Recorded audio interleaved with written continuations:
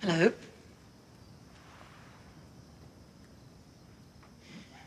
Salted meat, cornbread, broth. If you require anything else, just ask. Who are you?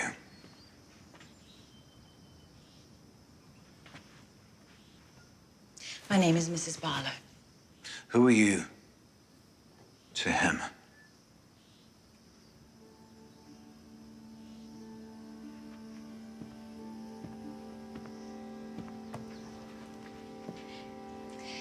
Marcus Aurelius.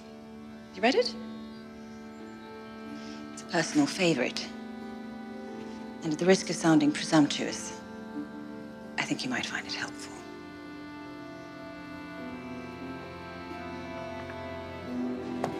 Perhaps when you've finished, we could discuss it together.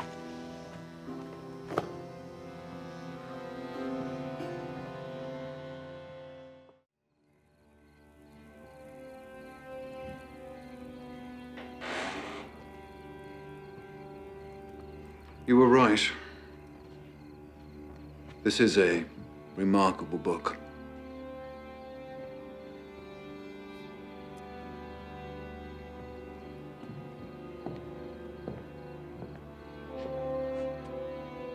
May I?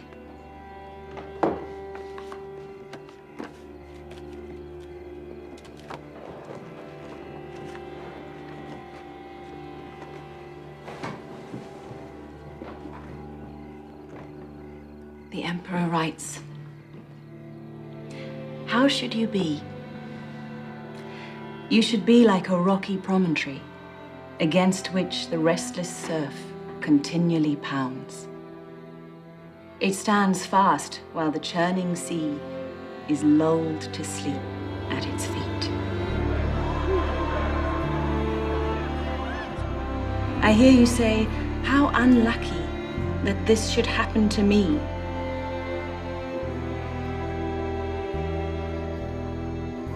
But not at all. Perhaps say instead, "How lucky I am that I am not broken by what has happened, and am not afraid of what is about to happen. For the same blow might have struck anyone, but not many who would have absorbed it without capitulation or complaint."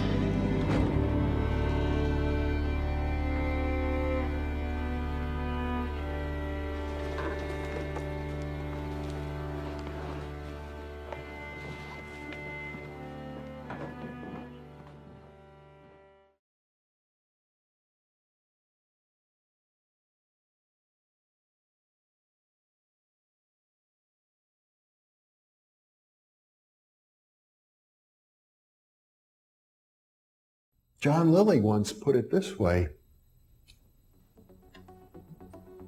there are no limits at all to the human mind whatsoever, except those we impose on ourselves because of our beliefs.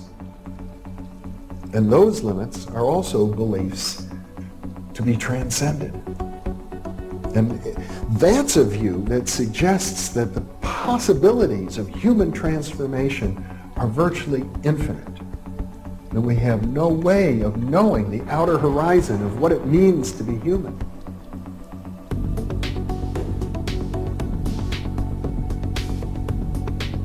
And really, to understand all this, everything, you have to go very, very deep into a study of history, consciousness, neurophysiology, everything. You have to be the supreme eclectic type of leaning, and you really have to be wanting to know who you are and what everything's about.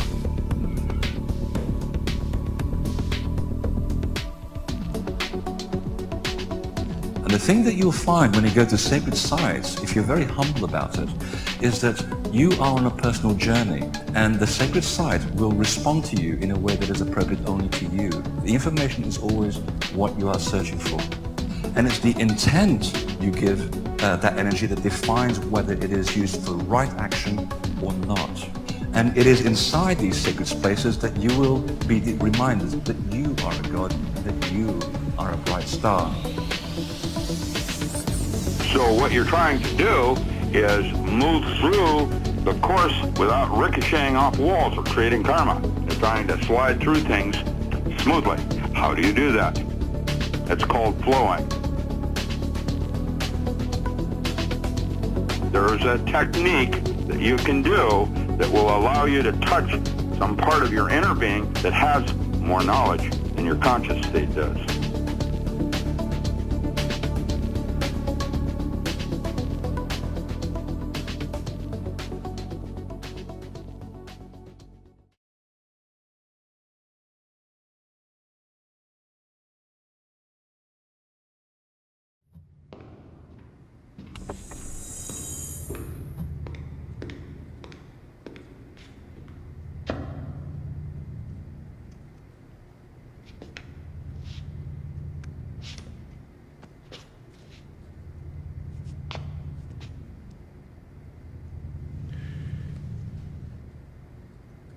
I know what you're afraid of.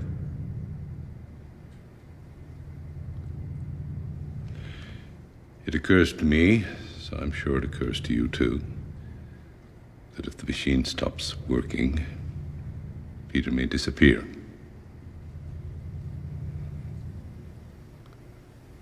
I believe it may have brought him here.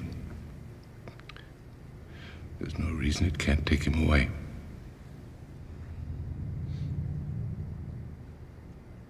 "25 years ago, you couldn't have made this decision.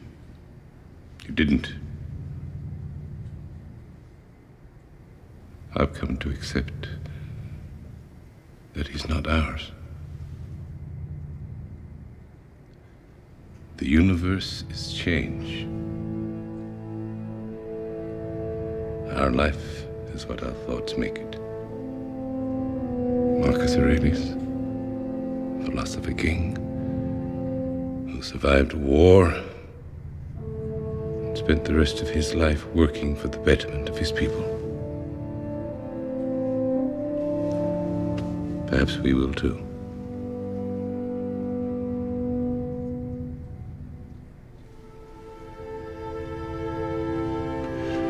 We'll see.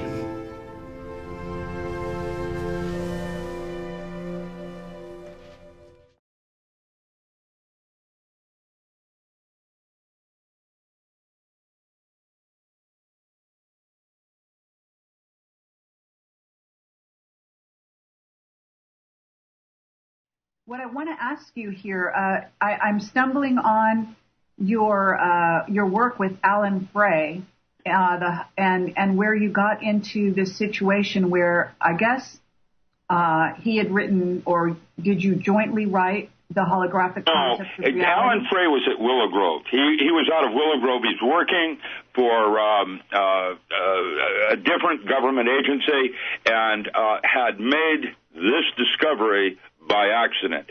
It then went across Dr. Carl Schleicher's desk, and Schleicher sent it to me for comment. That's when we suggested, oh, this would be perfect for mind control. And off they went, studying the 0.3 to 3 gigahertz. That's what Alan Frey had discovered, that man had another sensory motor input. Basically, what the microwave band did, and I'm writing about that right now, that what it did was that it caused the temporal lobes to heat up slightly and become more compact, and they began to ring. Once they began to ring, you could take the microwave bandwidth and heterodyne voices onto it, and people could actually hear those voices in their head, just like Son of Sam or something of that nature. Right. And the problem was, many people do not have what we call inner plane experiences of consciousness, and so they have no idea whether a voice that's inside their head is coming from them or from something outside themselves. And so, of course, the first mode of defense is to simply say, like the Hopi Indian, man has a responsibility for the thoughts he chooses to entertain. In other words, whether that thought came from you or that thought came from somewhere else, why are you choosing to hold it in your mind's eye? Absolutely. Well, okay, here it is. Now, read it in the week. That's the fleet. And so you started training SEALs and special forces with these concepts so that they could use their belief systems as a tool rather than a driver. If you were a staunch Christian and two aliens walked in the door, the big question is, would you be able to see them? And now, with all of that said, belief systems are important to all of us and, assumed truths. They're arbitrary, it turns out, and most people don't even know where they came from. They just assume they're correct. Jesus said it, I believe it, and that's that. But with that said, I have a pair of bell-bottom pants I'm never going to fit in again. But I still keep them like a belief system as a reminder. They may not be appropriate for what I'm trying to do. And so you fold them up nice and neat, and you put them in the drawer to pull out later because they're familiar and comfortable with you like old clothing is. And that's basically what I did. One of the power tools was to train SEALs how to change their belief systems like they would a pair of clothing. Now, in order to do that, you have to be able to witness your behavior. That's a different altered state, and why all the saints have throughout history told the public the importance of meditation and training the mind. That's basically, it's like an unruly little child. It runs all over the place. And, of course, the thoughts you choose to entertain are what happens. And so if you have a doubt, there it is. Merlin put it very succinctly when he said, anything not specifically forbidden is mandatory. That was in a little book by T.H. White. And that concept applies. Whatever is possible, you can count on it. So what you're trying to do is move through the course without ricocheting off walls or creating karma. You're trying to slide through things smoothly. How do you do that? It's called flowing. There is a technique that you can do that will allow you to touch some part of your inner being that has more knowledge than your conscious state does.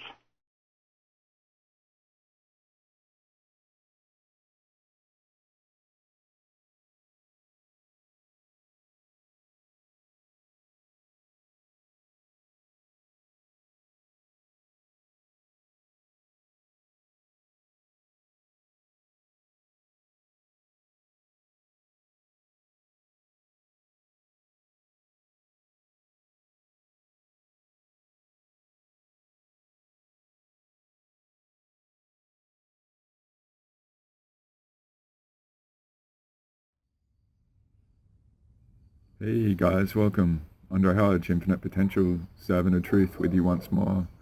Thank you for allowing me to be a part of your journey as always. I like to reaffirm that with you, that the investment of your time is very valuable at the moment.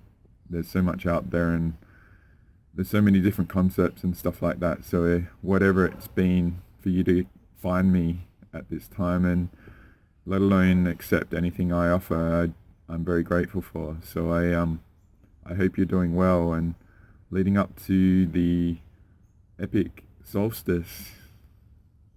For you guys up north, it's the summer solstice. For us down here, it's the winter. But it's the mid-year of 2024, if you can believe that. It's been a really epic year and half year and stuff since the last one, and I hope whatever you've explored or experienced and enjoying life on Earth Mother, I hope it's been very rich, and if you've incorporated things that I've offered and stuff, I appreciate that, and I hope whatever you've taken on board that I've imparted to you, whether it's been in a public release or in a session and all that sort of stuff, I hope you can really measure where you were then to now, and who you are now is a vastly different individual. All right, it's a very rich in all spectrums of good and bad at the moment on Earth Mother, and there's a lot going on in this world, and if you've really embraced what I've been offering the last few months, particularly the last 3 or 4, culminating into what I offered in GSF 32 and 33 recently, those that I have the privilege of knowing and stuff and interacting with achieved a lot of big victories, and I've done my best to impart them and stuff like that. So I hope you've gotten a lot from them. But I thought I'd be a bit different in this release. Things have been pretty epic, and I've done my best to impart what's been going on and what we've discovered and what we've had victories of, and when my concepts and stuff are pretty out there compared to most. And as I said in the last release, and I've been offering in a few of the releases of late, I appreciate what's all out there and stuff like that, and I love acquiring wisdom from others' experiences and the data for my own pattern recognition and algorithm of appreciation of everything. But I also feel that there is so much more, right? And it's not all fun and positive out there. There's a lot of, unfortunately, aspects that do not want our best, right? They do not want the potential realized for myself, yourself, and humanity as a whole. If anything, it's the total opposite of that. And I've offered some pretty hard core sort of subjects and releases relative to the perspective of people over this last 12 months and in recent times. Say, for instance, the Influencer series, and going back to the Amplify the Echoes of Our Soul's Ancient Truth and stuff like that, and getting more recent into the GSF sort of missions that, for me, it's like they're all the byproduct of being delegated a job from our manager, Earth, and the universe and stuff. I used to be an IT consultant, and I used to have a manager, and they would delegate the jobs relative to the clients, and you'd go out and serve them and stuff like that. So it just feels like I've got a manager, and the key is you've just got to be on your game, ready for anything and stuff. And so what I felt this lead up to the epic solstice that probably has a lot more meaning for you guys out there. I actually, to me, every moment is like a solstice. Every breath is that. I don't aim for like a date in the future and stuff. I make the most of every moment and stuff. So for myself, like the solstices and the equinoxes and stuff, I aim to just integrate and reflect on my efforts over the recent period of what I've done. And I just measure all these sort of things. And I actually, honestly, I really aim to just have a human experience and not all the spiritual stuff, because we get to have life, right? We're here in the 3D. We get to have an experience in this reality, as crazy and upside down and epic and wonderful, and it is, right? So I appreciate how people in the community and make a big thing for these sort of things. So in all that, I just thought I'd offer a bit of a reflection and a pause, and try and take a step back for how full on like the releases and journey it has been with the information I've imparted in a public way and stuff. And I've had the very enormous privilege of interacting with so many amazing beings, and you know, when people are in dark times and need help and stuff like that. So I know there's far more to be shared in a public sense, and I really wish I could say a lot more. It's just been really interesting and epic of the recent months, right? And I know that from a strategic level, we've got on a bit of a parabolic of victories and stuff like that, and I try and allude to stuff, and I impart stuff in multi-dimensional ways, maybe not just in the 3D and stuff, and a lot works on the multi-D, and so to me, for where I am right now, after all that I've been through, say this last year, since the last one last year, and since December and stuff, I do have a lot to be grateful for, and there's some epic people that I have the privilege of knowing and trusting, and they know me to my core and trusting me and know where I come from all the time and stuff, and where my attitude is to things, and my core attitude to things at all times. So yeah, there's what goes on in the 3D, but and see with what's gone on around me and stuff, I've had to be a bit of an enigma and do different things and express myself in a different way. But I know, the highly aware people, they know your core, right? And so even, say, sharing my perspectives on, say, YouTube, there's been an intermediary layer, and all you guys doing public sort of stuff. I know Instagram's even more worse, alright? There's a potential of a layer that's been inserted in a lot of things. So what you might be perceiving about an individual might be that layer. It's not actually how the individual is. So one of the things that you guys might want to do is just discern the frequencies and do a mathematical equation.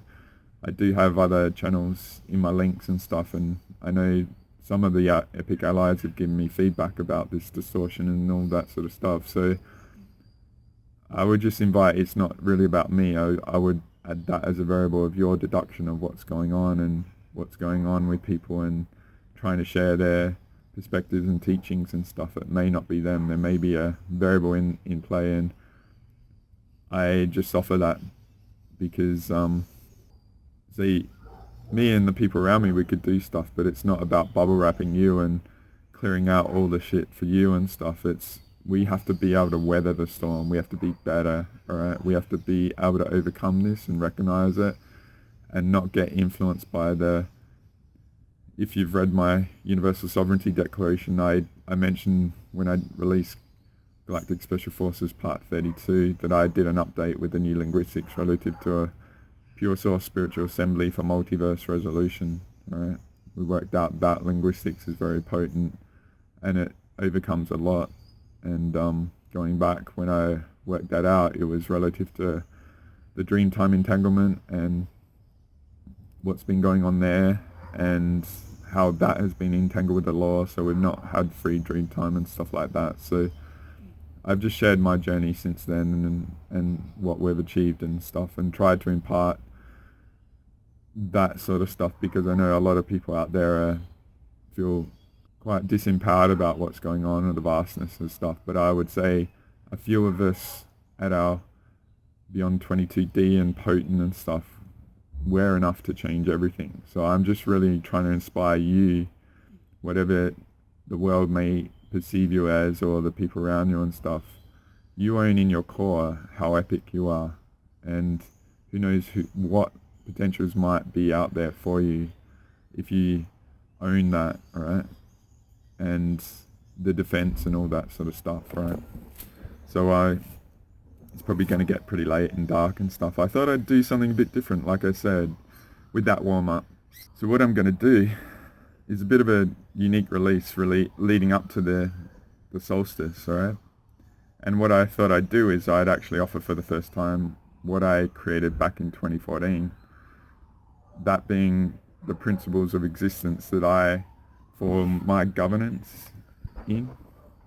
And I went through a lot, and I've shared a lot about me in a lot of the videos and stuff, but 2013 was pretty rough, and I was at the end of it. I did a lot of good for a lot of people and stuff, and I was just assessing me a bit like back when I was in high school. I left high school halfway through because I didn't know what I wanted to do, and back at the time I was working at Burger King and making a lot of burgers and working with food and stuff, and I'm thinking of doing a food video as well soon, just to switch up the intensity of my themes and that. But I worked there for 18 months and worked my butt off and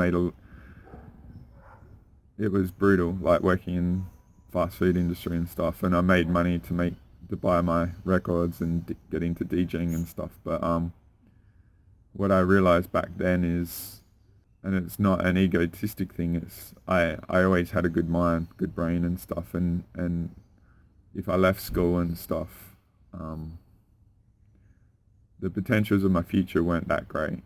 I could work in factories or work in those sort of level jobs, but I knew I had a good mind and stuff like that. So I had to dig deep. After 18 months I had a break from school, and I actually went back and finished off in Australia my year 12 and stuff. And back then I didn't really have a lot of guidance or knew what the potentials were and stuff, and didn't know what was unfolding in the world, just like us all, very naive. But that was before the internet era and stuff. And But what I'm just referring back to that is,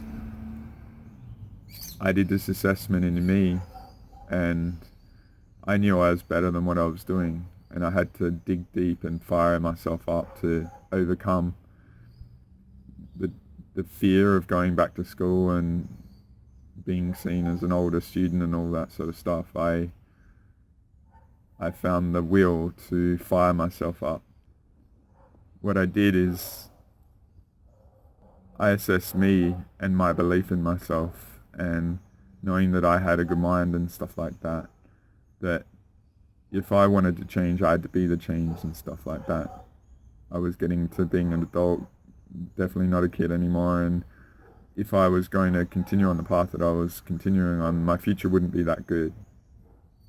So what I did is I summoned the will, and I went back to school, and I finished off my year 12 and went on a bit of a synchronistic life journey and stuff, and I was good at maths and good at computer-aided drawing. Back then it was called AutoCAD, and there was these programs that were starting to use computer to do sort of mathematical, sort of engineering sort of stuff. So I was good at those sort of logical things, and that's what led to me getting into, I actually went and did surveying, like measuring the ground and doing all the mathematics with that. It was very tough, and one module in that was I touched on computer networking, and I was like totally inspired. I read this Rolling Stone article about Apple, how Apple formed in the 80s and Steve Jobs and what he did. Like, I just loved that.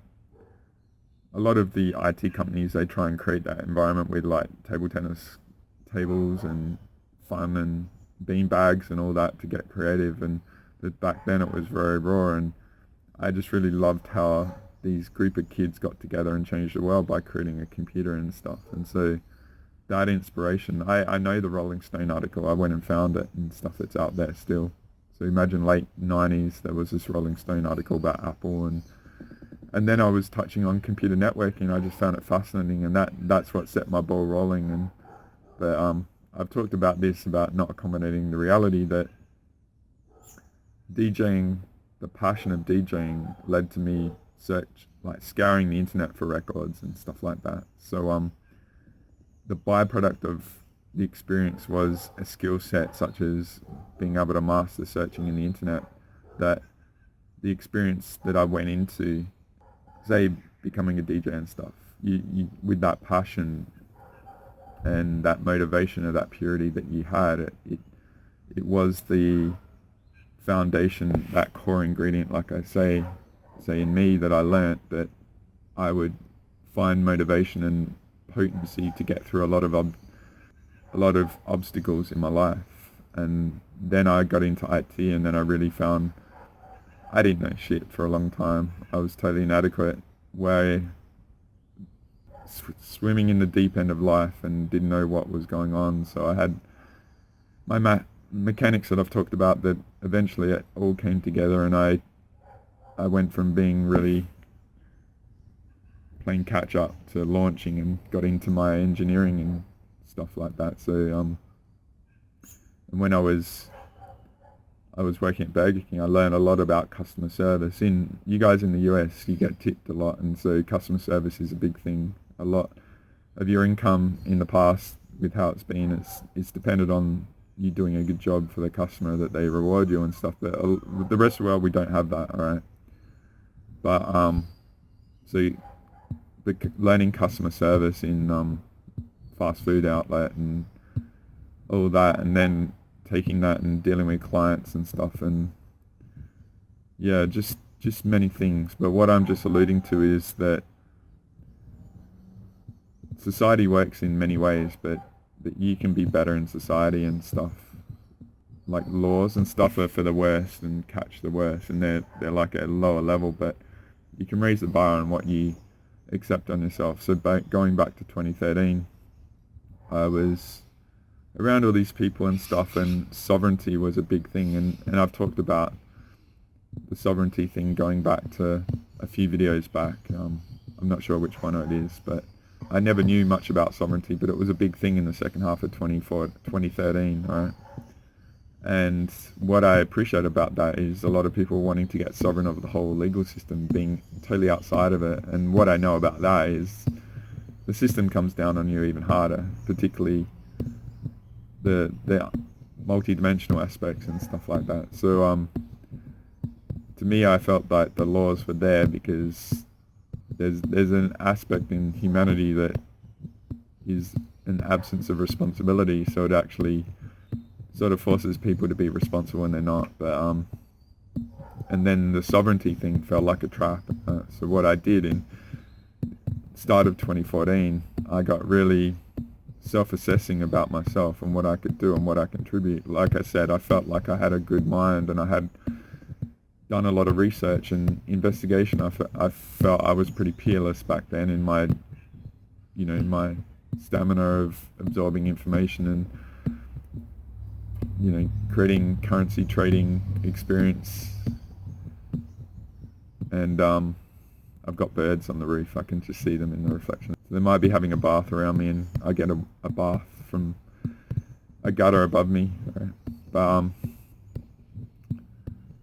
yeah, I just felt like going the sovereignty path wasn't the answer, and I appreciated, people want to be free and all that, but a lot of people don't have the responsibility. I remember having this conversation or listening to it on Truth Frequency Radio. I uploaded a video where I had my first time on radio with them and stuff, and there was this guy. He was talking all about sovereignty because he rode a bike and he wanted to ride his bike on the freeway at 230 miles an hour, and it's like, it's just freaking ridiculous. What if you crash? What if you hit someone? And the elderly, if they get traumatized by causing harm and shit like that, so it's just ludicrous. So one of the variables, like I spent the first 4 months of 2014 brewing all this, and I wrote a lot, and I've got a lot of writing. Like I wrote 800 pages of notes and stuff, and one of the core parts of that was with all these ingredients of how everything was and the crap I went through and all that. One of the outputs of this was I created something called my principles of existence. So principles of existence.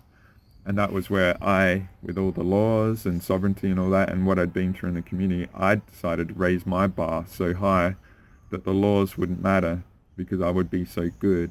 My own inner governance would be absolute, right? And so I wrote my own creed of what I operated, of my operating system in the spiritual community back then and all of life. And ever since, it's been what has defined me, right? So I checked the file date. I wrote it on May 1, 2014. Or that's the last time it was saved or opened. Or I did a bit of an update and stuff. And at that first time, in May, I wrote 48. And I've got them all numbered, but when I did it, I just got it out, moved on, wrote more. So I was writing 800 pages of stuff, and I think about 800,000 or, I don't know, 1 million words sort of thing. And it was an era where I was only eating 1.5 meals a day, and I remember writing 24,000 words in 17 hours on D3 and K2, and I've had a lot about nutrition out there and stuff, and one of my interviews got taken down, and I put that up on, it got taken down on YouTube recently for medical misinformation, so I put that on BitChute. But nutrition was a foundation of my existence, and our body is core and stuff, and so I was writing all about that. But if you've ever written pretty heavily, like it took me a week to recover from doing that in 24 hours or 17 hours straight, and I didn't have a lot of energy and life was pretty tough. And then what would lead into is getting into defining all these things about myself. It got into Galactic Special Forces missions with the people I was involved in the second half of 2014, and it just snowballed from there. Like I sort of said, late 2013, I accepted my responsibility on Earth, and Earth has been my boss ever since, right? And I just try and bumble my way and come to all this sort of experience and try and find the good people and invest in them. Or I've shared my journey a lot, and I'm not really wanting to get into it too much. I'm really wanting to impart my principles of existence. So I've got, I think, at least 48, maybe 50 or whatever, and I thought and felt it would be a pivotal time for many that I just draw a line in the sand, or a marker in my journey,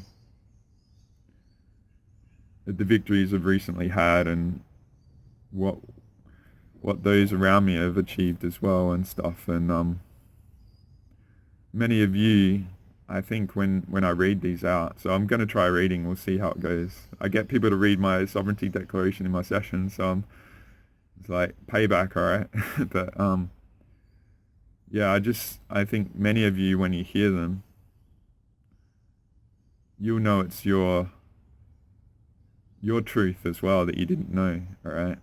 And I just offer them now, and I think it would be very potent for people to have them, to just switch up what I've been offering and to offer a very potent teaching at a pivotal time and when so much is going on. And my intent with sharing this is, many of you will know a lot of these and feel them and stuff like that, but it might be a real recalibration at this potent time to arm yourself up to raise your bar a lot higher, or answer your instincts, so to speak, because things are potentially going to get very tough. And I feel like the thing that gets through a lot of the crap that's going on is if you have these level of honor, and say, if I call this my creed, if you embrace these things, to me it's like this thing, and like meditative state, like emotional mastery, this might be the thing that gets you over something or past something that might otherwise destroy you and, you know,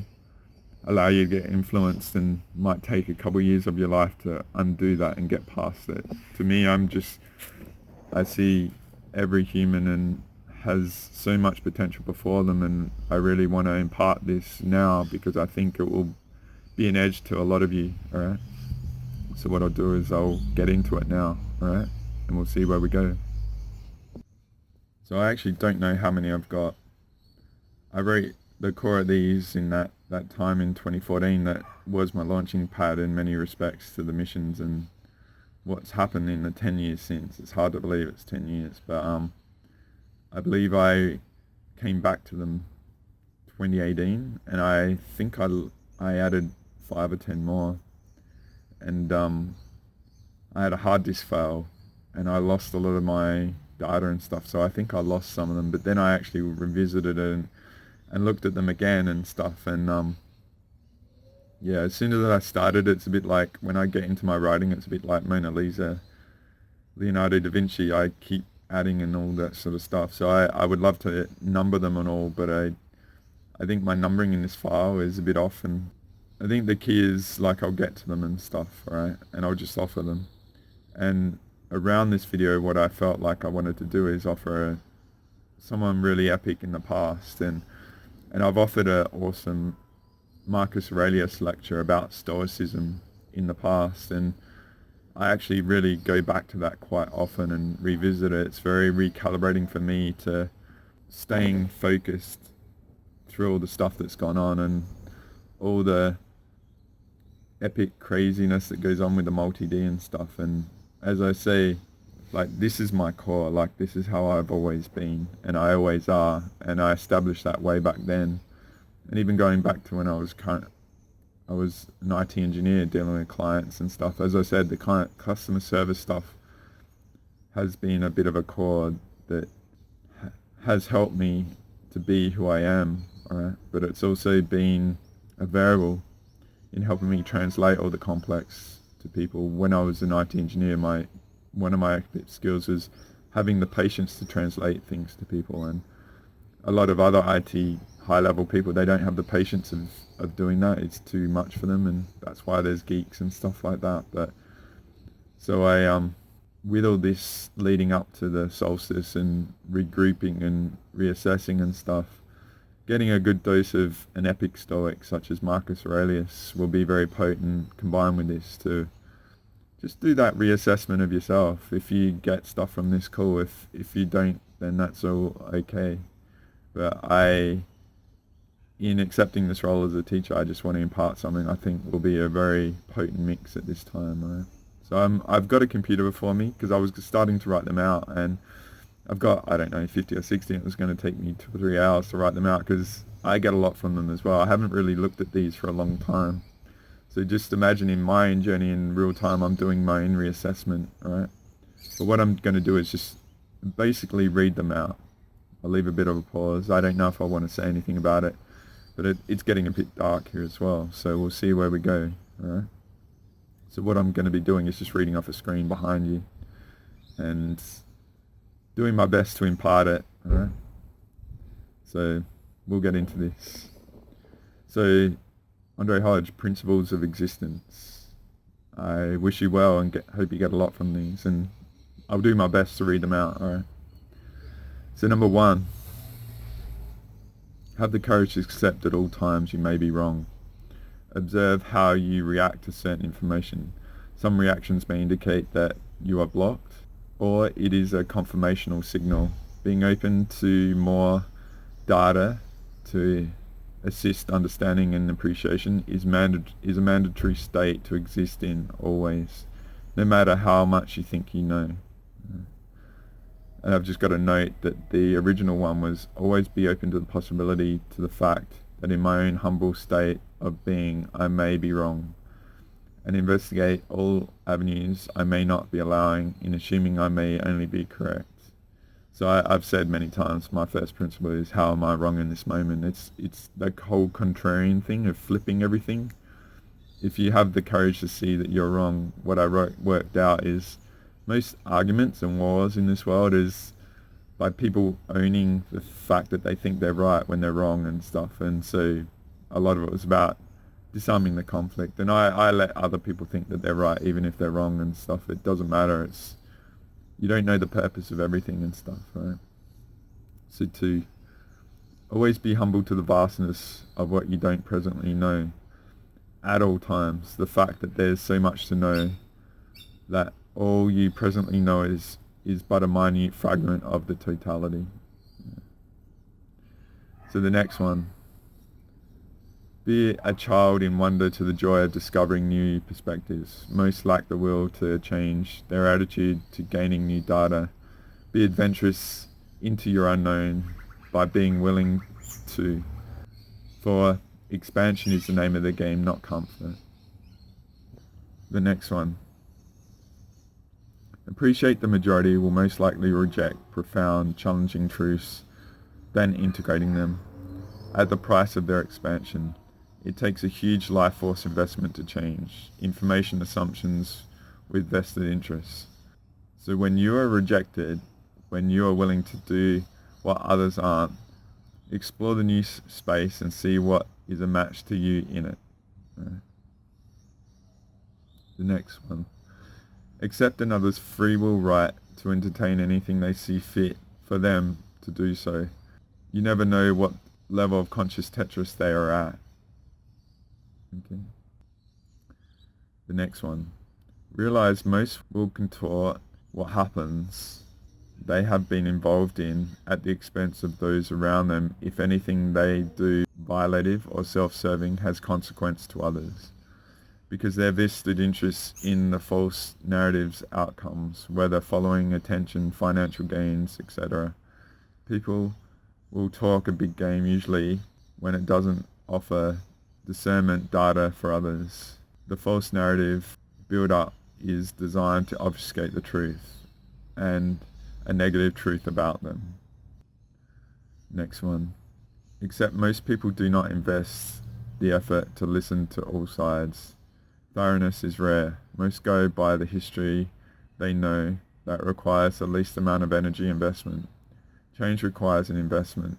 Get all the evidence to work out the details of things. Hence, being transparent and offering all and individual needs for a multidimensional discernment of you proactively is the best defense. Those are the beings you should aim to want to be a match to.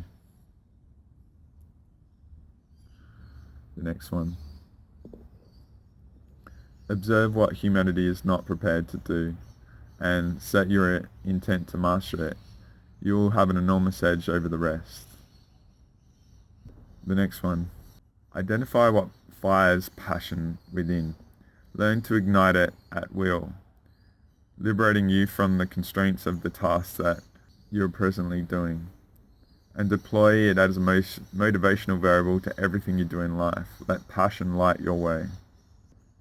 Next one. Identify what you most resist and explore it thoroughly as a concept. Transmute your vulnerability into your strength. Leave no gap. Skydiving, public speaking, revealing yourself in a video, having a public psychic reading, etc. They're all avenues for that. Here's another one. If everyone else is choosing to jump off an information cliff, don't follow them. The next one. Remember, human nature, us sovereign from the money system, no investment equals no value. Proactive self-worth and value is mandatory on earth during this time, especially if you wish people to integrate healing as one. It's about engaging people at the level they are at, not where you're at. The next one. The majority of humanity will take no responsibility for their impact on you, but at the same time will demand you devote yourself to any further touch by you of them. Be conscious of your effect and accepting responsibility without contorting to a manipulator's will or their gravitation to victim leverage. The next one. If you do something that's going to outshine another's perception, projection to the public, no matter how positive the effect is to the whole, few will be willing to endorse it. The most likely outcome is they will never shine light onto it, for the fear of their own luster being diminished. You be you and shine no matter what anyone in their free will does. Trust the ability of people to sense it at some point, no matter what. The next one. The majority fear being transparent to someone's perspective, so live authentic and have nothing to fear. The next one. People who do bad to another will usually play the false victim, convincing the world who they destroyed was at fault for it all, and hide the amazing things that were done for them by these people that they destroy. Next one. Watch out for other people's crises. They will be pure in them, but what got them into trouble will most likely return after it's over, because your contribution will be seen as a reward to justifying a continuance in the behavior rather than the consequence motivating change. And then you will be the one who actually pays. Next one. Wisdom is knowledge applied via experience. It does not have to only be via my own experiences. I can acquire wisdom by the experience of others to my own knowledge base to save the need of going through a lesson myself. The next one.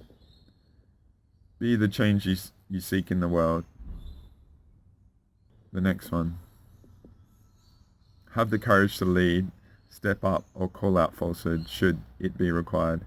If there is a gap or lack in some area you perceive, whether it be a job, service, as assistance, leadership, act, or teaching, then perhaps the identification of the lack you perceive is only perceived by you.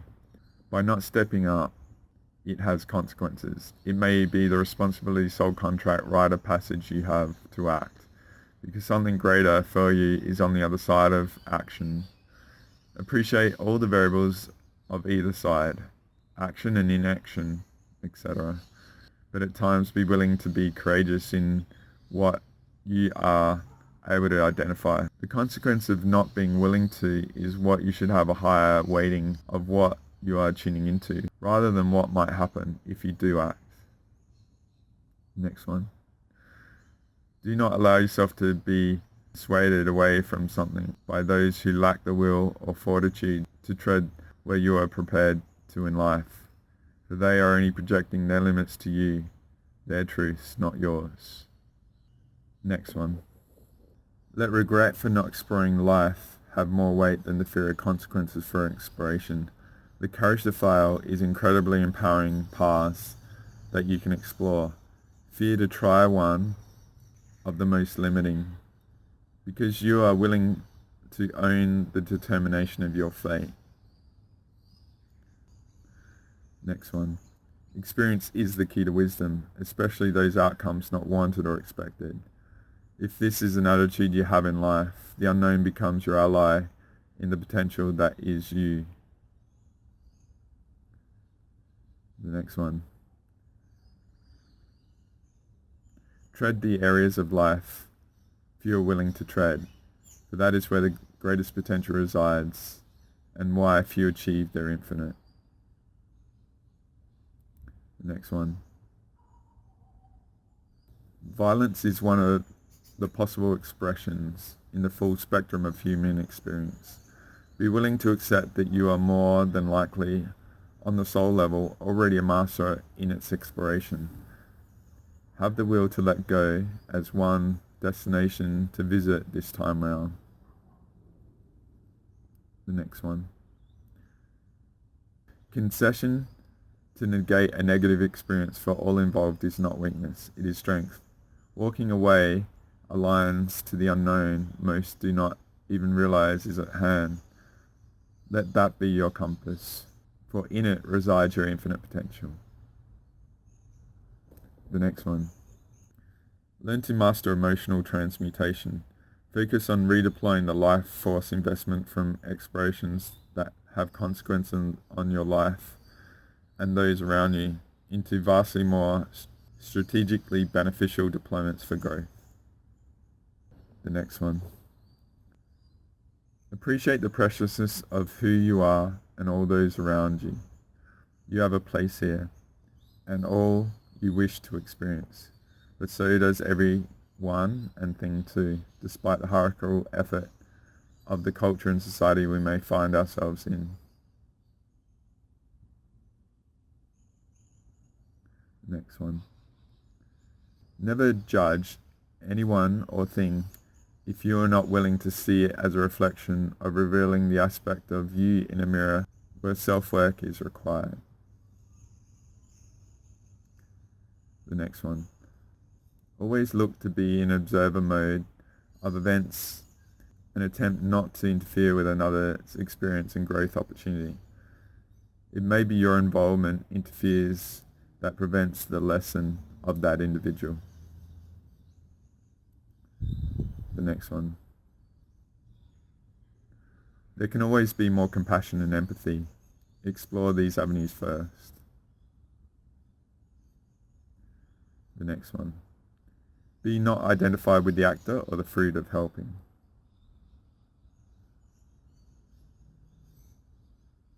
The next one. Have the courage to recognize your own patterns of behavior and the willingness to change them. The next one. Be prepared for tests at all times and welcome them when they come, usually at the worst of times. Tests are opportunities to grow. The next one. Recognize the difference between your wants and needs. Have the courage to examine all purchases and their purpose, and do you really need them? The next one. Be open to the possibilities that you may have unresolved traumas in your existence. The next one. Be open to seeking healers to aid your development in healing, but you are able to heal yourself. The next one. Allow others the opportunity to aid you when they desire to serve. As people hold the joy of giving,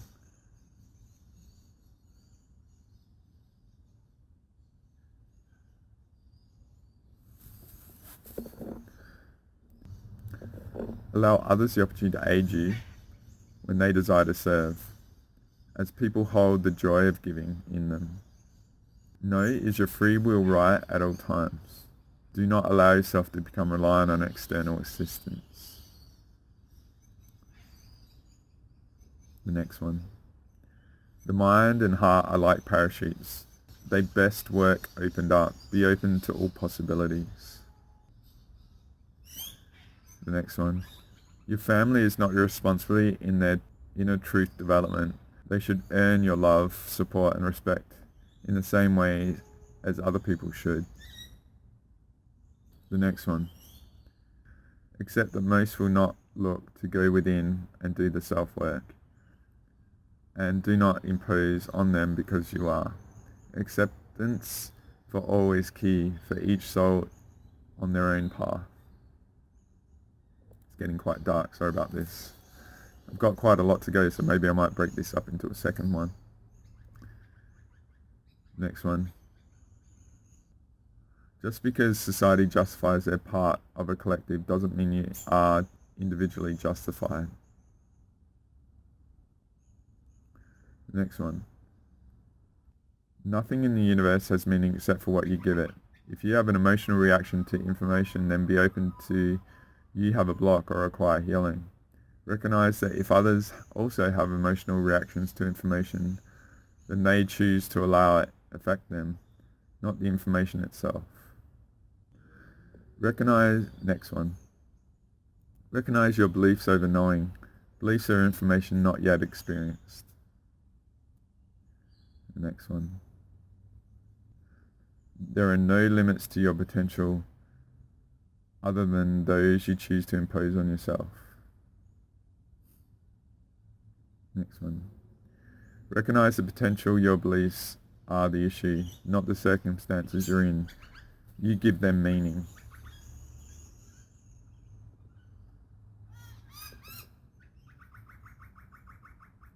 The next one. If you have wisdom or the means to help another that will not compromise your state of being, then there may be a responsibility with no attachment to the outcome of sharing this. The key, though, is then allowing this other party to, in their full spectrum of total free will, the complete freedom to decide their path with this potential new knowledge. The non-attachment to the outcome is critical here. The next one. The only thing in your existence you can control with absolute certainty is your own thoughts, feelings, and emotions. Based on society as it stands, there is a high likelihood that you may not even be aware of your states with respect to these aspects of you. I might make this the last one. It's getting quite dark, and I'll look to do a second one. Alright? This is a pretty good one. The only area that you will get 100% of return of your investment of your life force is your own personal development. By you making yourself bulletproof on your own inner development, you'll also be doing the best for humanity, providing a reference to others to their own confirmation of what is possible, if they also choose to follow suit.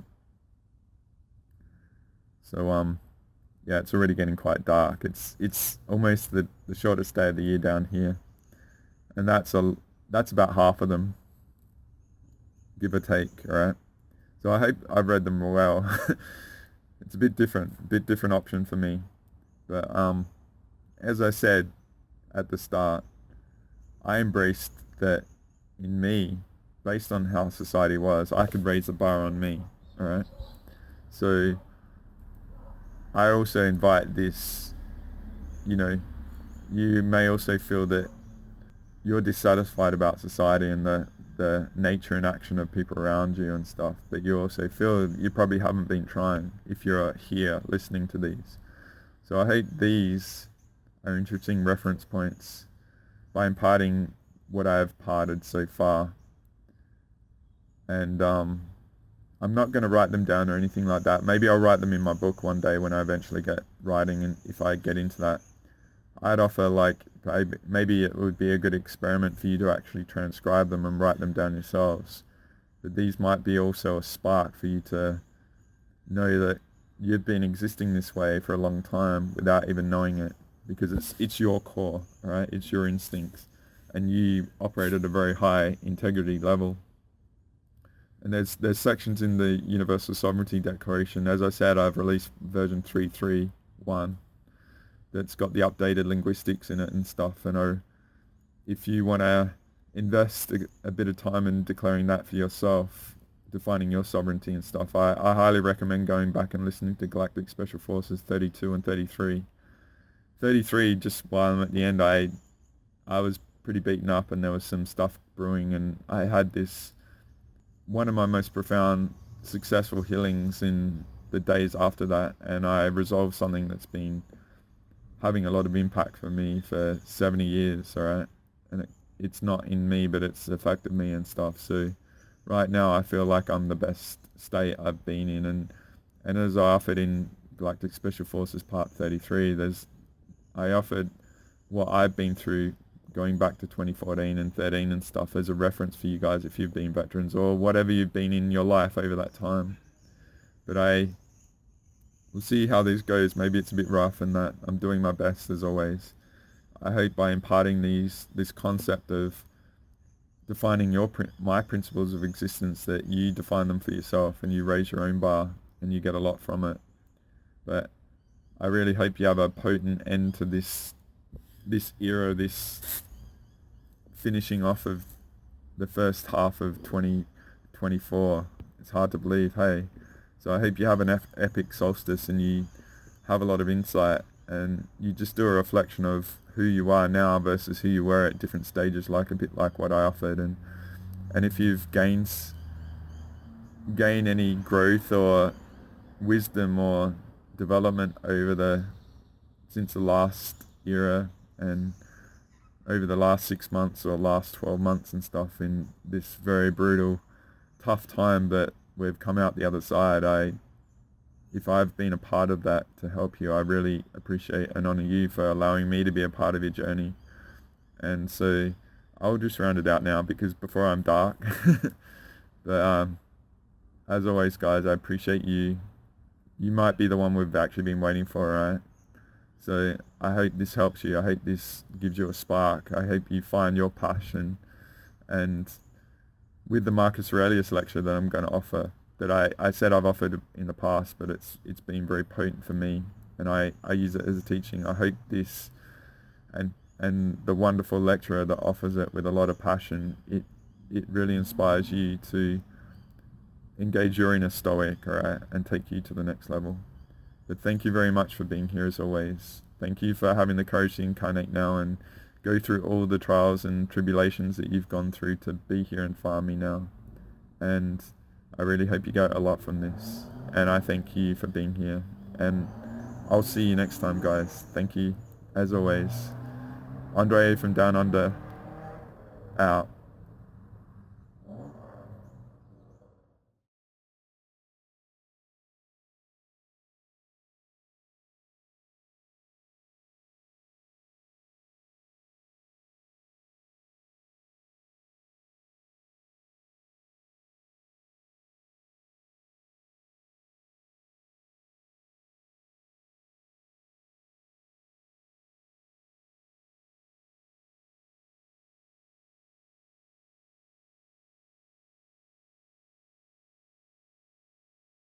After the death of Socrates and the breakup of Greek culture that resulted from the Peloponnesian War,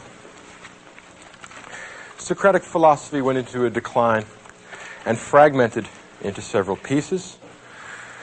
And the fragments of Socratic philosophy make up the body of Hellenistic philosophy. What I mean by Hellenistic philosophy is the subsequent developments of Greek philosophy, which take their cue from the Socratic approach to philosophy. Yet, they don't have all the component parts of Socratic philosophy. They usually lack the wit. They almost always lack the poetry. Occasionally, they absorb some of the ethical doctrines or epistemological doctrines, but the ones who come after Socrates never really live up to the Socratic ideal. The three main fragments that Socratic philosophy breaks into are called Stoicism, Epicureanism, and Skepticism. And these are the most important Hellenistic outgrowths from Socratic philosophy. And since Rome, the Roman Empire in particular, is the political entity which ultimately dominates the Mediterranean basin and absorbs and inherits the tradition of Greek philosophy, most of the Hellenistic branches of philosophy are developed in connection or with reference to either politically or intellectually with Roman culture. And the first of these developments is hedonism, or Epicureanism, named after a guy named Epicurus. And what Epicureanism says is that pleasure is the only good, and that the happy man is the one that has a great many pleasures, but no corresponding pains. And there is potentially a way of deriving that from Socratic philosophy. If you would take the idea of Socratic prudence, the man who drinks a little bit in order to get a certain degree of pleasure, but then not so much as he will cause himself a hangover or cause himself some corresponding pain, he's being prudently Socratic, picking and choosing his pleasures in such a way that he does not generate any corresponding pains. You can see possibly how people who were not entirely developed to who were not entirely committed to the Socratic conception of the soul and of virtue might want to derive that sort of justification for the pursuit of pleasure from the Socratic dialogues. A second alternative, again a minor alternative, fragment of Socratic philosophy is called skepticism. Socrates, throughout most of the dialogues, I would emphasize the word most rather than all, says that he doesn't know anything. Part of the Socratic irony is this posture of acting as if he's really an ignorant man when in fact he is wise, in saying that he knows nothing and thus never trying to teach people by directly making declarative sentences. For the most part, Socrates teaches by question and answer. Socrates helps people to articulate and to realize what's already buried within their soul. When Socrates does that, when he's in that skeptical mode, he says, I myself know nothing, all I do is inquire into things. I'm the eternal inquirer. I'm the patron saint of rational inquiry. And it's possible to see, particularly within the context of the Roman Empire, how skepticism might develop from that Socratic stance of knowing nothing. Remember that the Roman Empire is a heterogeneous mix of peoples and cultures and religions and philosophical positions. And after being forced to encounter one cosmogonic myth after another, one theory of religion after another, one theory of morals after another, sophisticated Romans, sophisticated Hellenistic thinkers might well come to the conclusion that Lucian the skeptic did, which is that no one really knows the right path, no one even knows if there is a right path. The best we can do is say that the pretensions made by the various schools of philosophy are just that, pretensions. Skepticism, while it may be rather negative, is at least right. We can be certain about what we do not know. All right? And it's possible to see how someone, especially someone that was terribly frustrated with the attempt to obtain final, absolute knowledge, might resort to skepticism as a kind of easy way out, a way of avoiding the burden of Socratic inquiry. The third and most important development in Hellenistic philosophy is called Stoicism. And Stoicism is probably the greatest and most interesting achievement of the Hellenistic philosophers. And while it never achieves the poetic and intellectual grandeur of the Socratic synthesis, of the Platonic overarching system which makes statements about the entire human condition, Stoicism is, in fact, a noble philosophy, an excellent philosophy for silver men, for those spirited men in the Republic who are going to be our guardians. It's an excellent philosophy for military men. It's an excellent philosophy for people that are going to be practical politicians if they intend to be virtuous, if they intend to pursue the public good. And Stoicism is characterized by a rejection of pleasure as the standard of human happiness and human felicity. Stoicism takes the position that the wise man, the good man, the philosopher, is a man who lives in accordance with nature. He fears only abdicating his moral responsibility. He is not afraid of pain. He is not afraid of death. He is not afraid of poverty. He is not afraid of any of the vicissitudes of the human condition. He fears only that he should let himself down and that he should be less than a complete human being. According to the Stoics, and there are a number of Stoics, 2 or 3 or 4 or 5, that actually develop the doctrine, but all the doctrines are quite similar. The only matter of concern to a wise and philosophic individual is the things completely under your control. You can't control the movements of the sun and the planets. You can't control whether a leaky ship sinks or makes it to port. You can't control the weather. You can't control other people. You can't control the society around you. There's only one thing, and one thing only, that you are in control of, and that is you.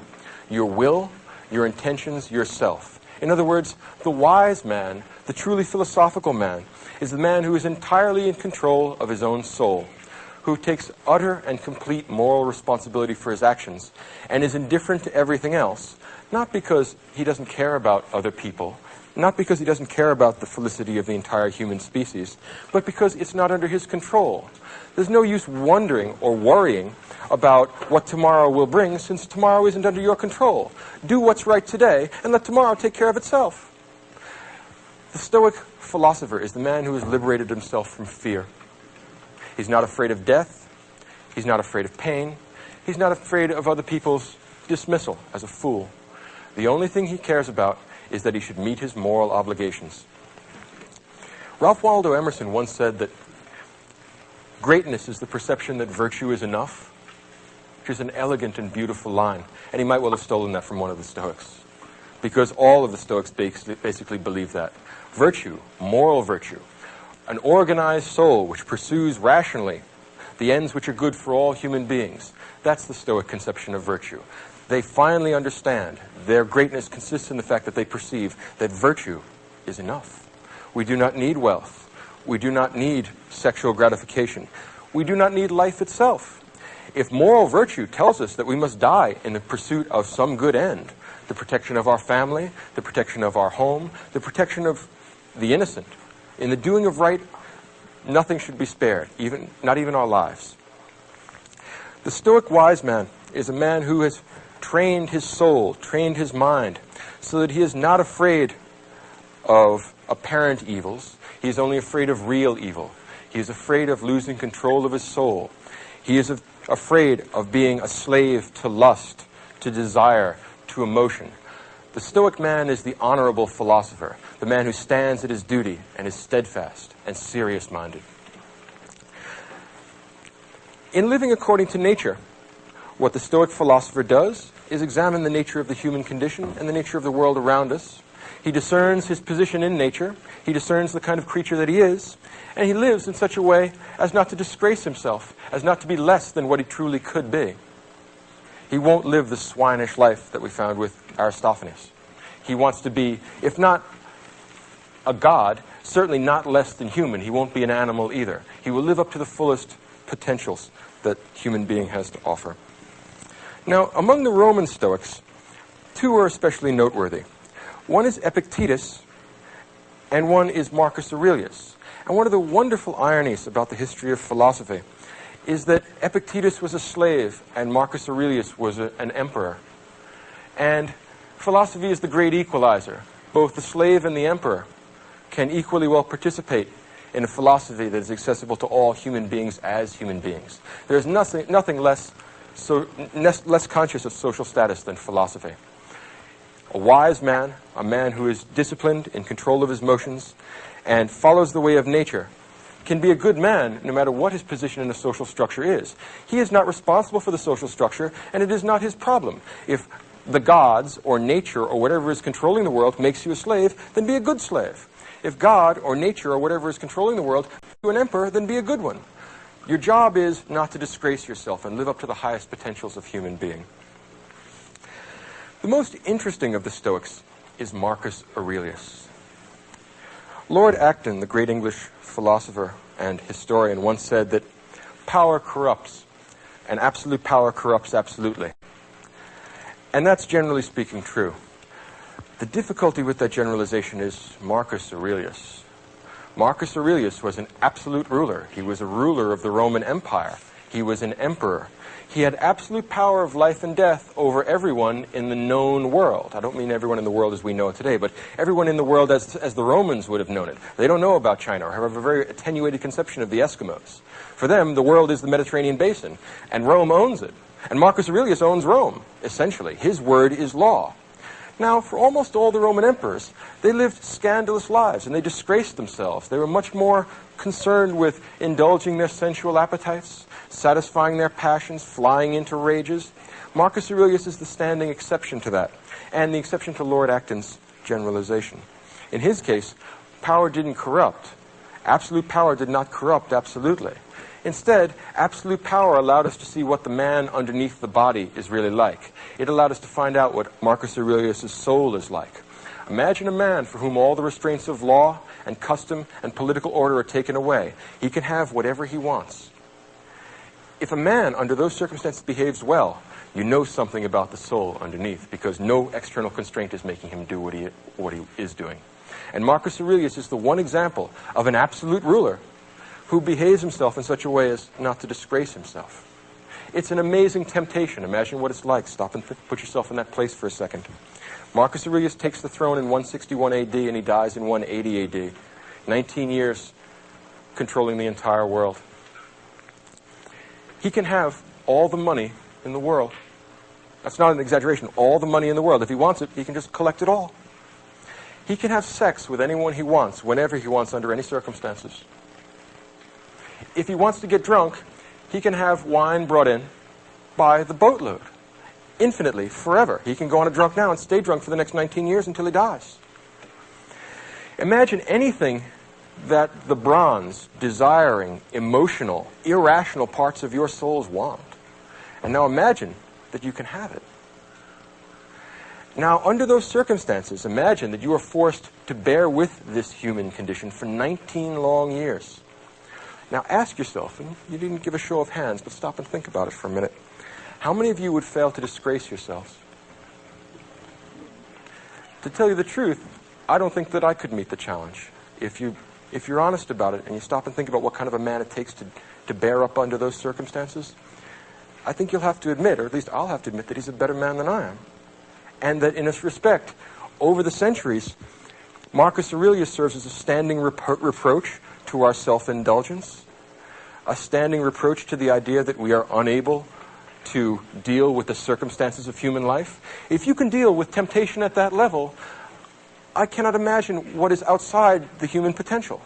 And for the Stoics, we must remember that any virtue which is accessible to any human being is in principle accessible to all of us. We all have a rational nature which allows us to control our feelings, control our behavior, control our connection to other people.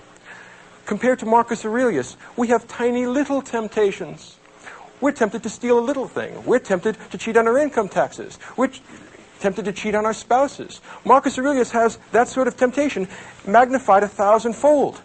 And he consistently does good stuff.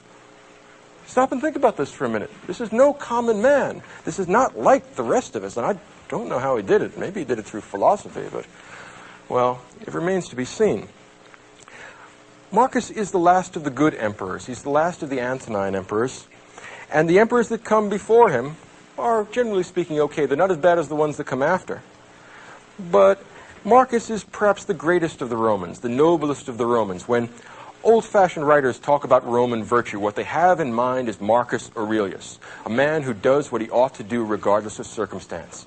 Tough Roman virtue. He's not afraid of being dead. He's not afraid of being in pain. He's not afraid of having people laugh at him. He's only afraid of doing what's wrong.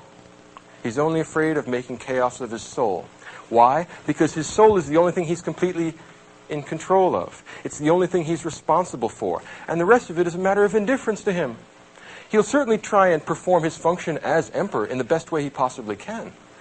But there are Germans at the border, and should they succeed in winning this war, he did the best he could. He has no reason to feel guilty. He has no reason to feel that this is a difficulty. If, for some reason, he gets sick, well, sickness is part of human life. You accept it as it is, you deal with it the best you can, and then you move on. In other words, Marcus Aurelius intends to live a life in which he will not have to feel guilty about anything. And he succeeded in doing that under the most trying possible circumstances. Again, put yourself in a position where you can have anything you want, and no one can stop you. No matter how evil, no matter how depraved, no one can stop you because your word is law. Marcus Aurelius behaved himself for 19 years under those circumstances. It's a standing reproach to our self-indulgence.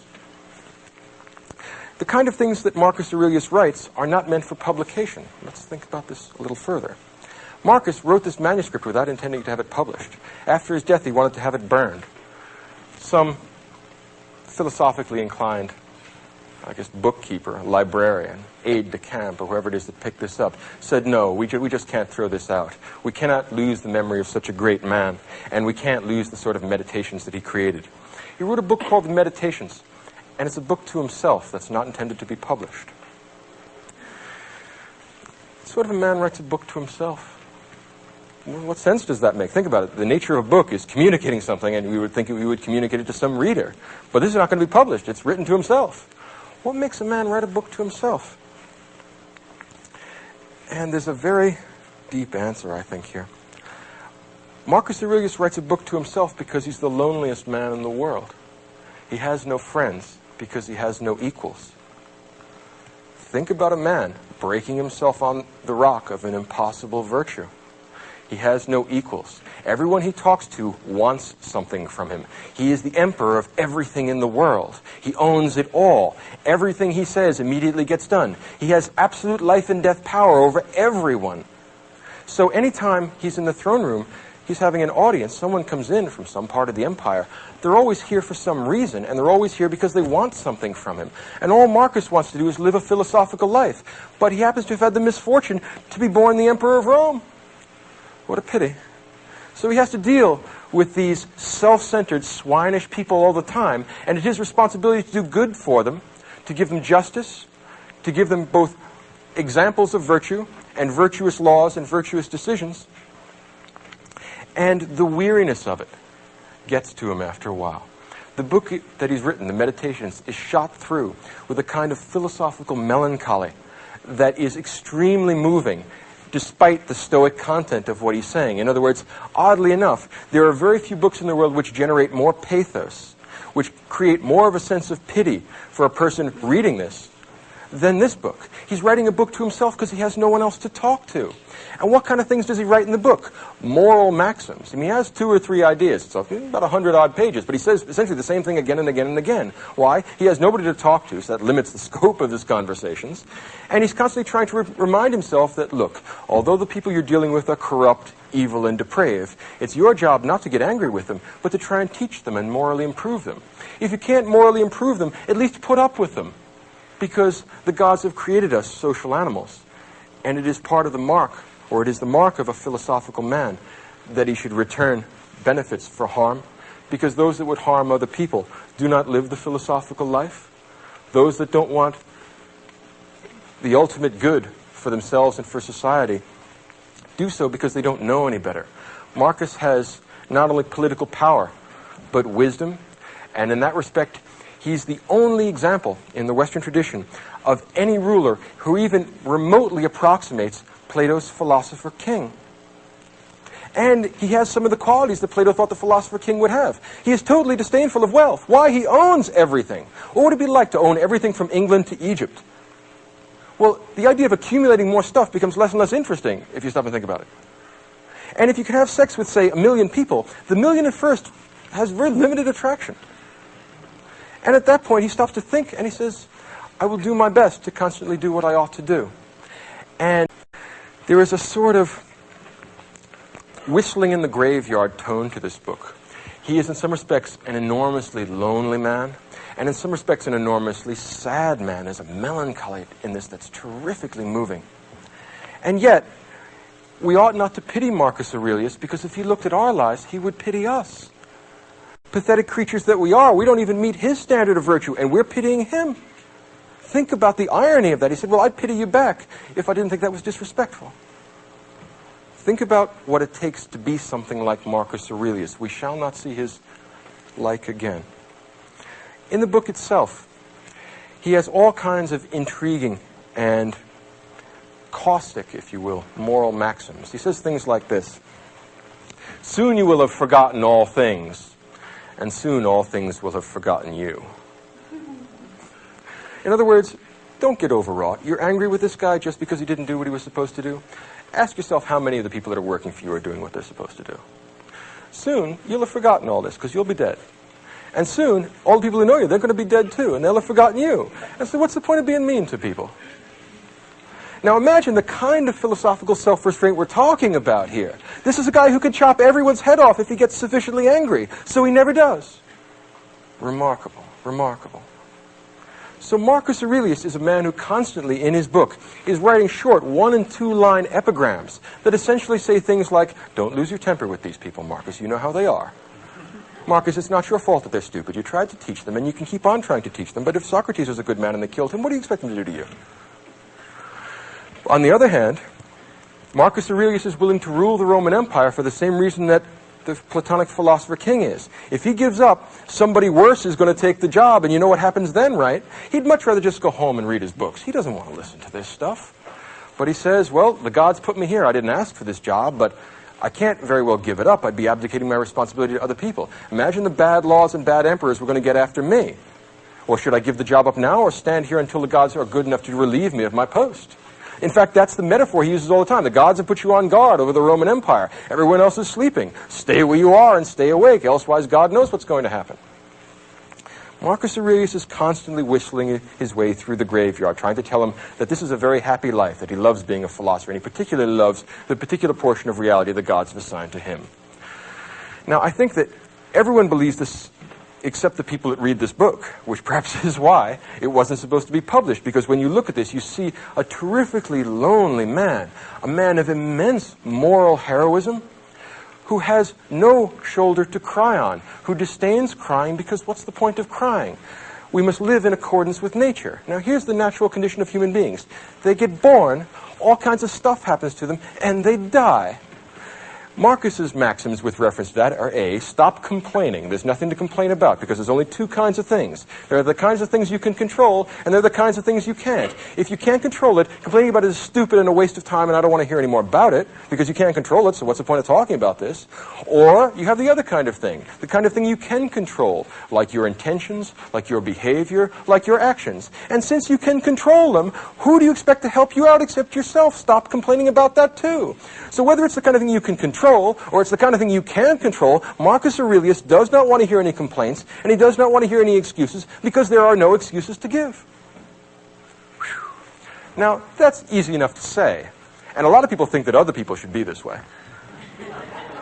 Right? Have you noticed it? Like, you can't help but admire this guy. Like, every one of us, I bet, in this audience, said, wow, what a great guy. I wish I knew him personally. No, you don't. Think of what he'd think of you. You really don't want to know this guy. Imagine working for him. Oh, please. No, this guy is never going to be satisfied. And if he is satisfied, he's not like he's going to give you applause. He's going to say, well, you're doing what you ought to do. No compliments for you. You're doing what you ought to do. You don't need any reward beyond that. You're living like a philosophical man, which is a reward in itself. Virtue is its own reward. You're virtuous. What do you want from me? Back to work. And, of course, if you're not virtuous, you are pretty much what he expects human beings to be, you swine. And what's unnerving about this is that there's not the slightest taint of hypocrisy in it. He not only says this stuff, he acts this stuff. He not only talks the talk, he walks the walk. He does it. And he does it under worse, more difficult circumstances than you fail to do it. And yet he still likes us. In other words, he still go out of his way to help us out. If he were the judge in a court of law, he would still give us justice, even though we have done nothing to deserve it.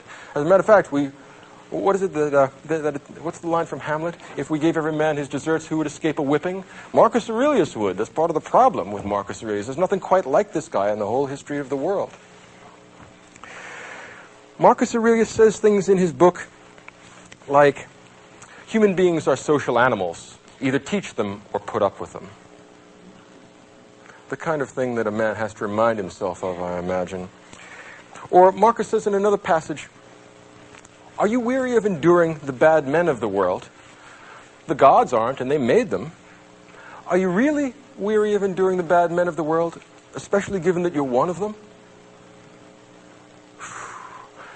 Dreadful, powerful, caustic, ruthless analysis of himself and others. He pulls no punches.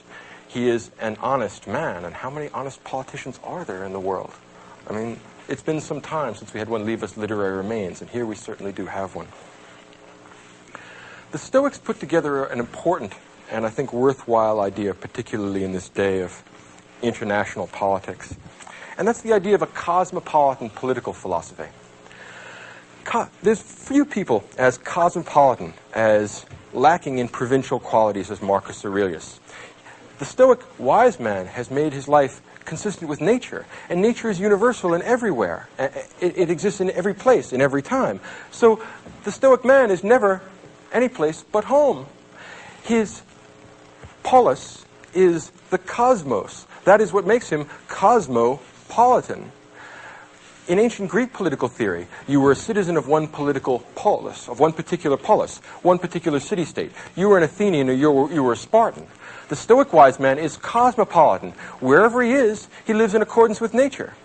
Whatever he does what he knows to be right. What difference does it make whether he's in a jail cell or in a palace? As Marcus Aurelius put it in a beautiful epigram in the book, even in a palace it is possible to live well. No excuses. Don't tell me that it's because of temptation. That won't go over. No excuses go with Marcus. The idea of a cosmopolitan political philosophy is one of the great achievements of Roman Stoicism. And if you stop and think about it, it's an excellent and a necessary idea when you're running something as big and heterogeneous as the Roman Empire.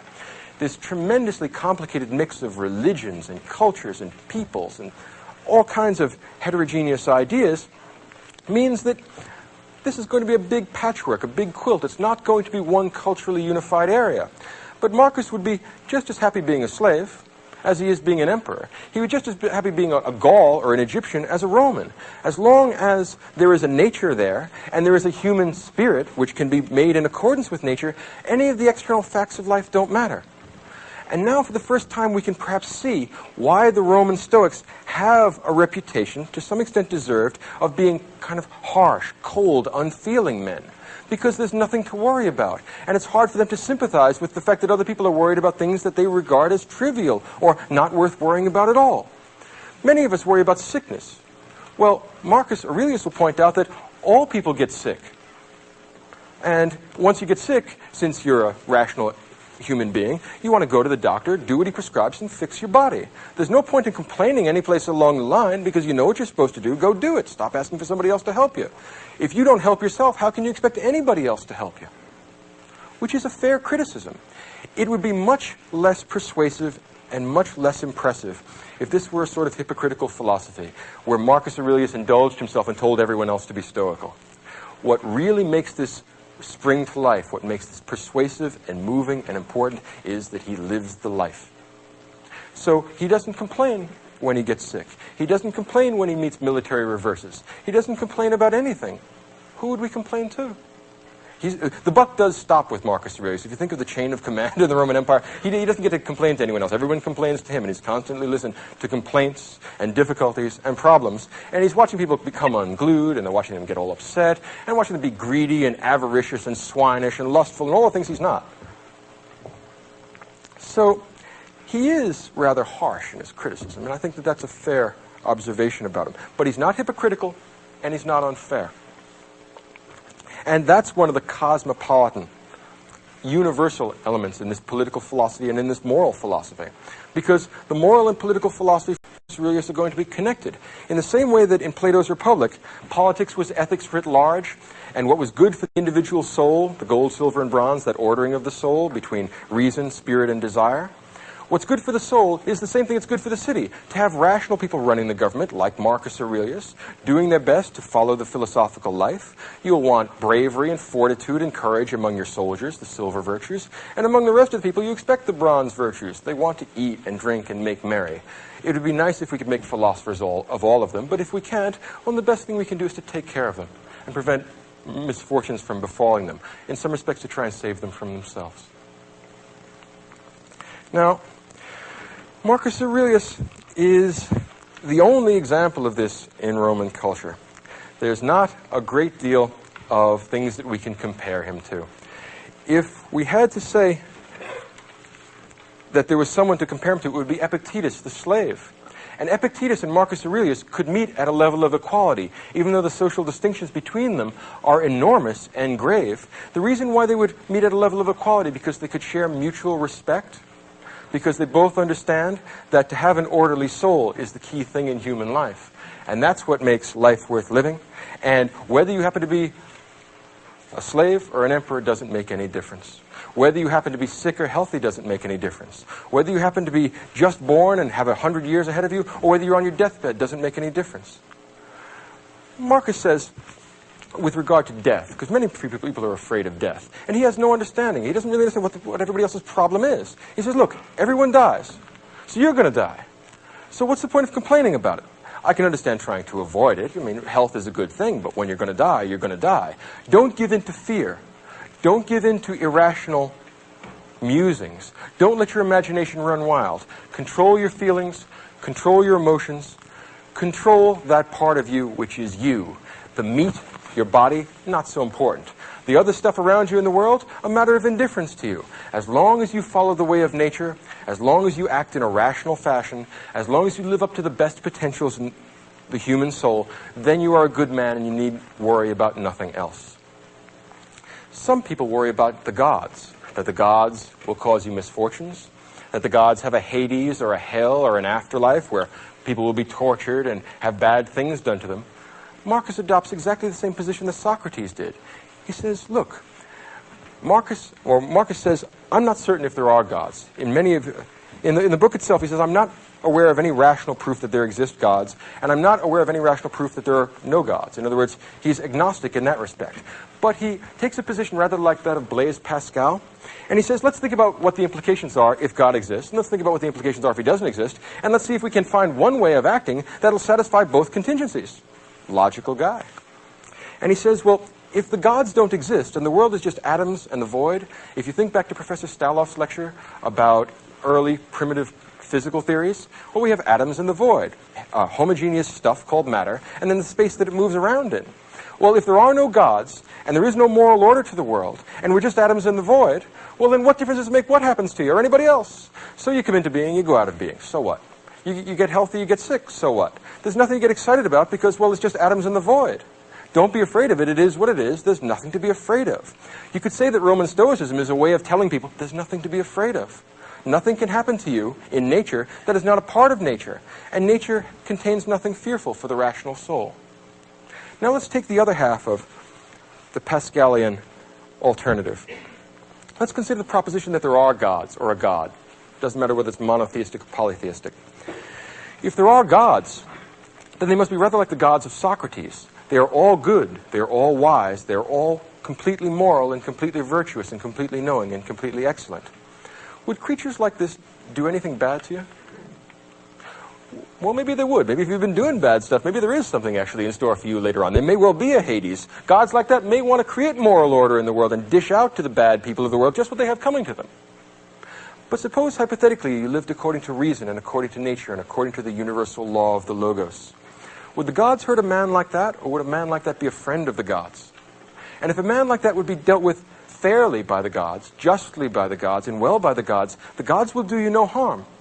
So there are two possibilities. Either the world is atoms in the void. The world is just stuff, in which case there's nothing to be afraid of because you're just part of that stuff and you might as well go along with the flow. Relax. Enjoy the ride. Nothing to be scared of. Nothing to get excited about.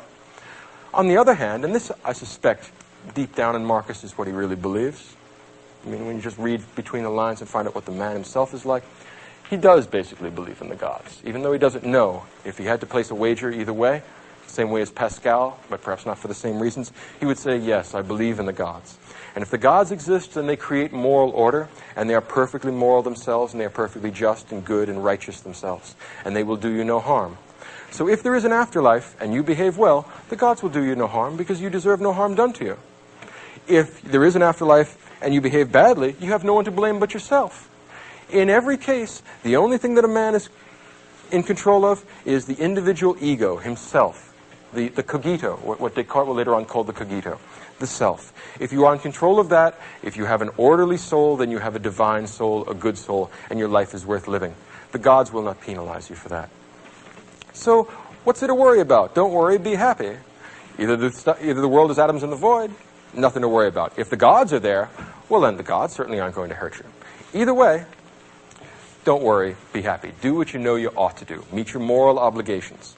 In some respect, and I think that this is worth taking notes on if you happen to be here at the Kant lecture next week, or 2 weeks from now, is that the Stoic conception of virtue is an anticipation of what I will call the Kantian conception of virtue. Those of you who are familiar with the works of Immanuel Kant can recognize the single-minded and ruthless acquirement of virtue as being the Kantian conception of moral action or good moral behavior, and the Stoic conception as well. Both Kant and Marcus Aurelius have achieved the greatness that comes from being aware that virtue is sufficient in itself. The single-minded pursuit of rationality, of justice, of temperance, of fortitude is what this book is all about. And in some respects, I feel a little bit like a voyeur in opening up a manuscript that Marcus never meant to publish. And doubtless he would be nothing except embarrassed if he knew that people were reading this book, because he wouldn't want to show that crack in the Stoic face, right? He doesn't want to give people the idea that he ever worries or ever gets upset at all. In other words, doubtless, if he's in heaven, he regrets every line he ever wrote. not because he doesn't think it might benefit us, but because it shows the sort of weakness not entirely consistent with Stoic virtue. Perhaps there are other Stoics who suffered more pain, who had greater difficulties, and never wrote a line. In Marcus Aurelius' view, those men would be greater than he. And whether there exist such people or not, Marcus Aurelius is a sort of standing reproach to our weakness, to our self-indulgence, to our willingness to give in to what we want, to our inclination to make excuses about things that were entirely up to us, and to try and act as if we are not responsible for our behavior. One might want to say that Marcus Aurelius is an important step in the construction of the Western conception of the self or the ego. You are the part of you, not the meat, but the will, the soul, the internal stuff. That's what you're responsible for. That's what the gods will judge you on the basis of. Apart from that, don't worry about it. All other things are matters of indifference to you. Connect yourself to nature, do what's right, and let the devil take the hindmost. It's not your problem. Stoicism is an appropriate philosophy, I would say, for serious, ruthless, introspective people that want real answers and are willing to take no nonsense. In that respect, it's a kind of moral philosophy I would be inclined to teach at, say, West Point. If I were teaching people that are going to be under terrible danger and terrible, fearful conditions, I would teach them to do what they know they ought to do, and to discipline and organize their emotions in such a way as they behave themselves in a way that is not disgraceful. To avoid that is the epitome of Stoic virtue. And it may not have all the attractive elements of Socratic philosophy. It lacks the poetic element of Platonism. It lacks the comprehensive intellectual drive of Socrates. But it still contains elements of Socratic nobility that neither skepticism nor Epicureanism offer us. And in that respect, I think it's the true heir of Socratic philosophy. The key idea behind Marcus Aurelius, something like this, that it's just the human condition for us to have troubles and worries and anxieties and problems. Don't torture yourself by worrying about things that aren't in your control. Leave that in the hands of God. Leave that in the hands of nature. Do your best to control the things that you do have control over: yourself, your behavior, your intentions, and your actions.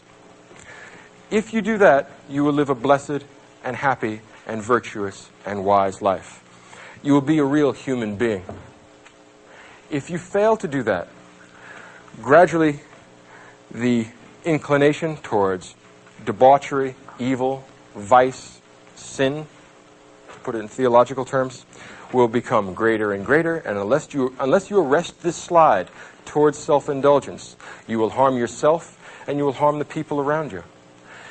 No rational being wishes to harm themselves. No rational being wishes to harm the people around them. Because of that, if we were to be rational, it is the same thing as making us good, and that is the same thing as making us free.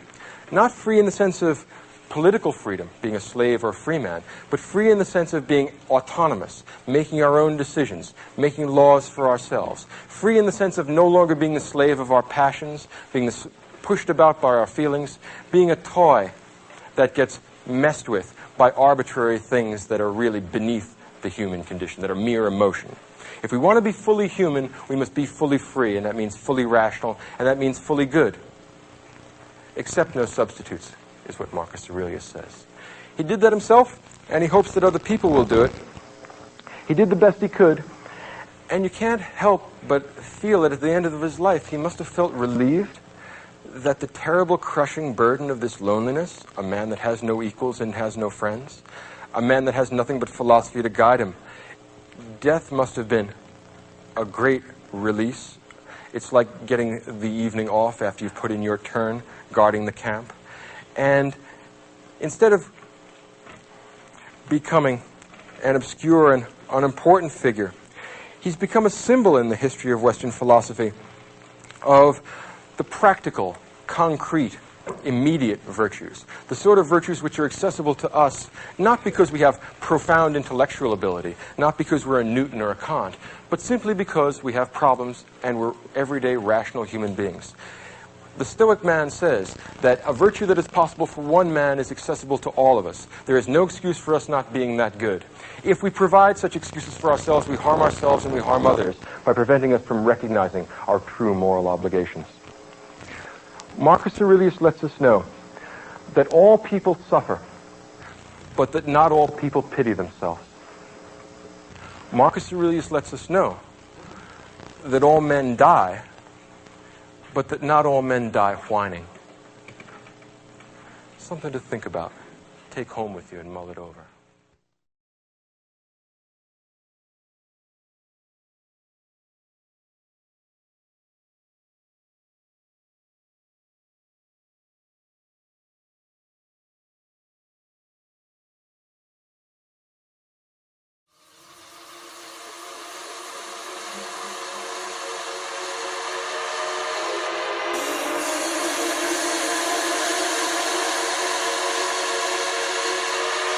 The sun is gonna keep on shining right ahead on the horizon. My love for you always keep on rising.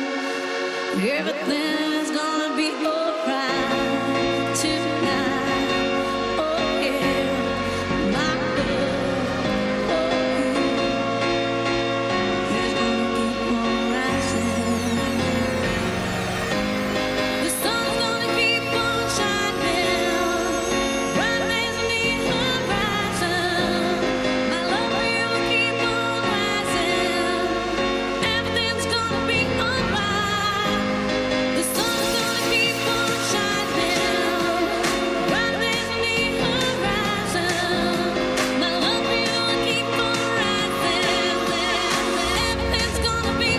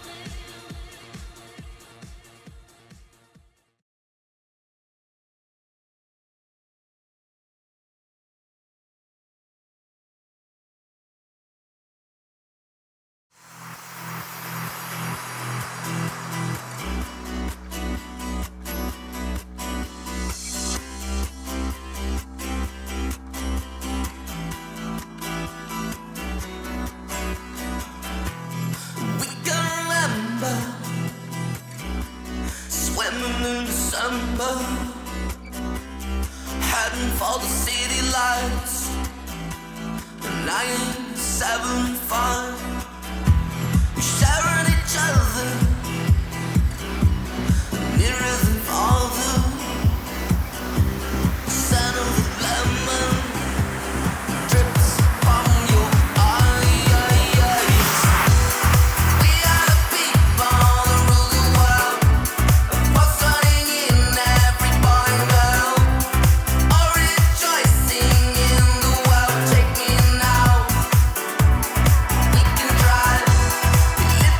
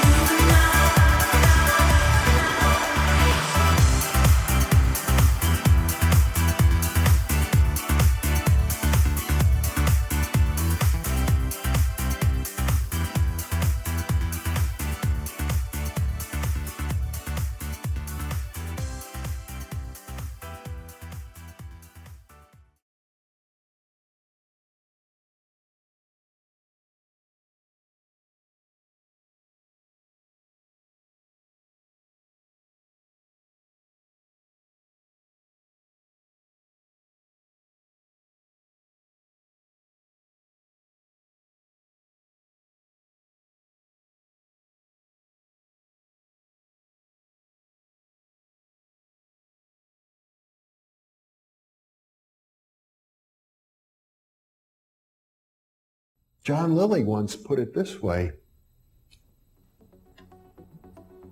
there are no limits at all to the human mind whatsoever, except those we impose on ourselves because of our beliefs. And those limits are also beliefs to be transcended.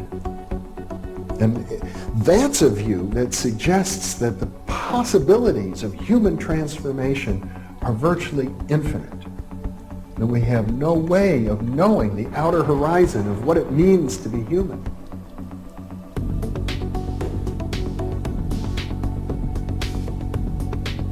And really, to understand all this, everything, you have to go very, very deep into a study of history, consciousness, neurophysiology, everything. You have to be the supreme eclectic type of leaning, and you really have to be wanting to know who you are and what everything's about.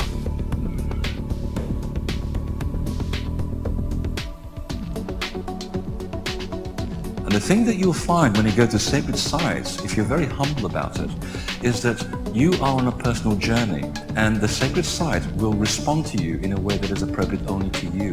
The information is always what you are searching for. And it's the intent you give that energy that defines whether it is used for right action or not. And it is inside these sacred spaces that you will be reminded that you are a god, that you are a bright star. So what you're trying to do is move through the course without ricocheting off walls or creating karma. You're trying to slide through things smoothly. How do you do that? It's called flowing. There's a technique that you can do that will allow you to touch some part of your inner being that has more knowledge than your conscious state does.